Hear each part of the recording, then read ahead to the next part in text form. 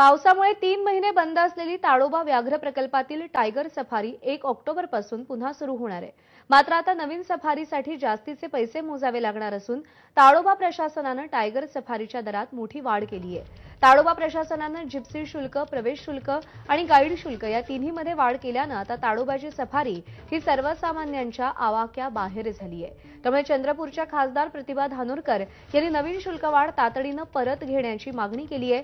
जुने दर कायम न ठेवल्यास धानोरकर यांनी 1 ऑक्टोबरला ताडोबा व्याघ्र प्रकल्पाच्या सगळ्या प्रवेशद्वारांवर आंदोलन करण्याचा इशारा देखील दिलाय। फॉरेस्टच्या अधिकाऱ्यांशी बोलले असता ते म्हणत आहे की आम्ही जिप्सीचे पैसे वाढवले, फक्त 400 रुपये हे जिप्सीचे वाढवले, मात्र 6000-1200 रुपयाची सफारी सर्वसामान्य माणूस त्या ठिकाणी करू शकेल का, याचा देखील विचार आपण केला पाहिजे। याच्या संदर्भात सगळ्या जिप्सी चालवणारे चालक असतील किंवा ताडोबाची सफारी करणारे जे पर्यटक आहे यांचा मोठ्या प्रमाणात आक्रोश या ठिकाणी आहे आणि त्याच्यामुळे येत्या 1 तारखेला प्रत्येक मोरली गेट पासून कुटवंडा गेट पासून तर प्रत्येक गेटवरती आम्ही आंदोलन करणार आहोत।